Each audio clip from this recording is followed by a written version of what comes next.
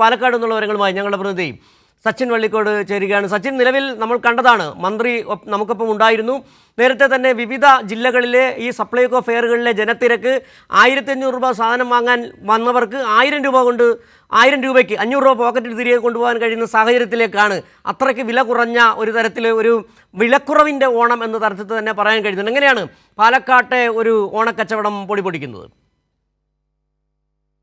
ഓണം ആഘോഷമാക്കാൻ പാലക്കാട്ടെ ജനതയും ഒത്തൊരുമിച്ചാണ് സപ്ലൈകോയിലും അതുപോലെ തന്നെ കൺസ്യൂമർ ഫെഡ് അടക്കമുള്ള സ്ഥാപനങ്ങളിൽ എത്തിക്കൊണ്ടിരിക്കുന്നത്.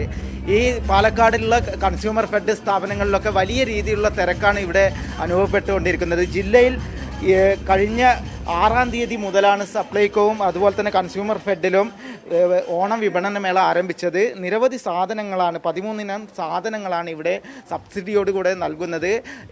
88ഓളം ചന്തകളാണ് ഇപ്പോൾ ഓണത്തിൻ്റെ ഭാഗമായിട്ട് ജില്ലയിൽ ആരംഭിച്ചിട്ടുള്ളത്. നിരവധി ആളുകളാണ് ഇവിടെ എത്തിയിട്ട് ചേട്ടാ ഓണത്തിൻ്റെ ഭാഗമായിട്ട് എല്ലാ സാധനത്തിനും വില കുറവുണ്ട്. അത് കാരണം പുറത്തേക്കാട്ടും വില കുറവുള്ളതുകൊണ്ട് ഞങ്ങൾ ഇവിടെ വരുന്നത്. അപ്പോൾ പുറത്തുള്ള എല്ലാ സാധനങ്ങളും ഇവിടെ ഏകദേശം ഉണ്ടോ? ഏകദേശം എല്ലാം ഉണ്ട്, എല്ലാം ഏകദേശം ഉണ്ട്. ഇത്തവണ നല്ല രീതിയിൽ ഓണം ഉഷാറാക്കാം, നല്ല രീതിയിൽ ഓണം ഉഷാറാക്കണം.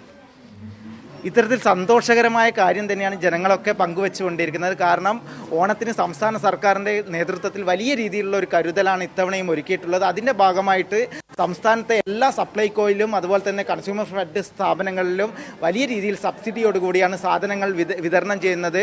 ഇതിൻ്റെ ഭാഗമായിട്ട് തന്നെ പാലക്കാട് ജില്ലയിലെ 75 കൺസ്യൂമർ ഫെഡ് സ്ഥാപനങ്ങളിലും അതുപോലെ തന്നെ 13ഓളം സപ്ലൈകോ സ്ഥാപനങ്ങളിലടക്കം 88ഓളം സ്ഥാപനങ്ങളിലാണ് ഇത്തരത്തിൽ വലിയ രീതിയിലുള്ള ഒരു ഓണച്ചന്തകൾ ഒരുക്കിയിട്ടുള്ളത്. മാത്രമല്ല കുടുംബശ്രീയുടെ നേതൃത്വത്തിൽ 200ഓളം വിപണനശാലകളും ജില്ലയിൽ ഒരുക്കിയിട്ടുണ്ട്.